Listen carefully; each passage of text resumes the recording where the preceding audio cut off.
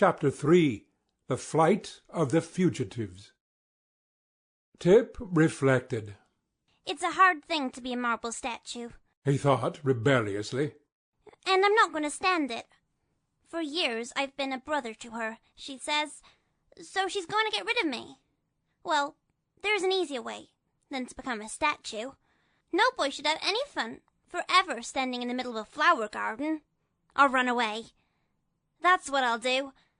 And I may as well go before she makes me drink that nasty stuff in the kettle. He waited until the snores of the old witch announced she was fast asleep, and then he arose softly and went to the cupboard to find something to eat. No use starting a journey without food, he decided, searching upon the narrow shelves. He found some crusts of bread, but he had to look into Mombi's basket to find the cheese she had brought from the village.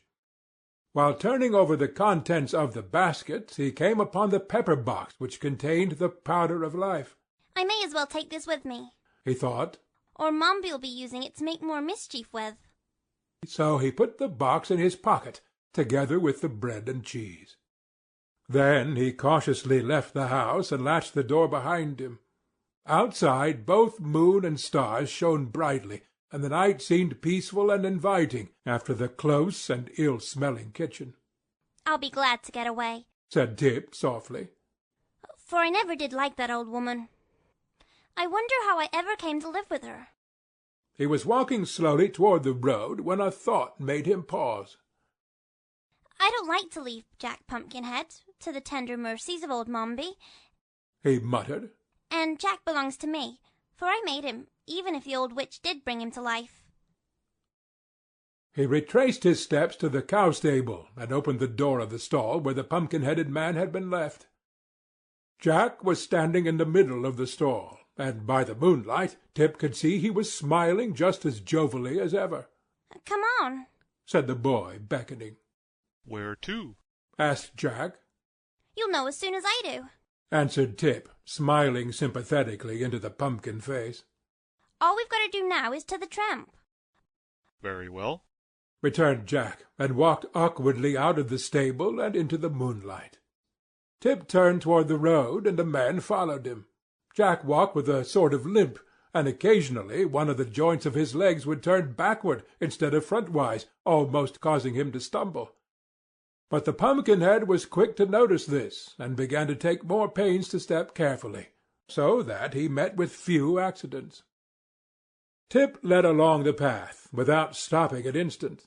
They could not go very fast, but they walked steadily, and by the time the moon sank away and the sun peeped over the hills, they had travelled so great a distance that the boy had no reason to fear pursuit from the old witch. Moreover, he had turned first onto one path and then into another, so that should any one follow them, it would prove very difficult to guess which way they had gone, or where to seek them. Fairly satisfied that he had escaped, for a time at least, being turned into a marble statue, the boy stopped his companion and seated himself upon a rock by the roadside. Let's have some breakfast, he said. Jack Pumpkinhead watched Tip curiously, but refused to join in the repast. "I don't seem to be made the same way you are," he said. I know you are not, Returned Tip. for I made you. "Oh, did you?" Asked Jack. Certainly, and put you together, and carved your eyes and nose and ears and mouth, Said Tip proudly. and dressed you. Jack looked at his body and limbs critically. "It strikes me you made a very good job of it." He remarked. Just so.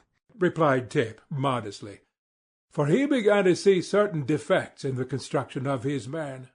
If I'd known we were going to travel together, I might have made you more particular. "Why, then, Said the Pumpkinhead in a tone that expressed surprise. you must be my creator, my parent, my father." Or your inventor. Replied the boy with a laugh. Yes, my son, I really believe I am. "Then I owe you obedience, Continued the man. and you owe me support." That's it exactly. Declared Tip, jumping up. So let's be off. "Where are we going?" Asked Jack when they had resumed their journey. I'm not exactly sure, Said the boy. but I believe we are heading south, and that'll bring us sooner or later to the Emerald City. What city is that?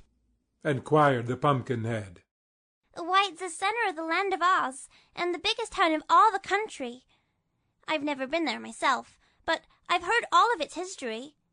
It was built by a mighty and wonderful wizard named Oz, and everything in there is a green color, just as everything in the country of Gillikins is a purple color. Is everything here purple? asked Jack. Of course it is. Can't you see? returned the boy.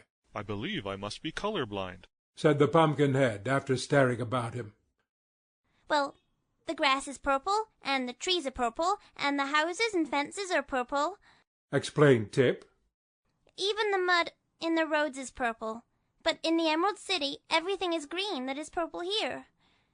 And in the country of Munchkins over in the east, everything is blue. And in the south country of the Quadlings, everything is red.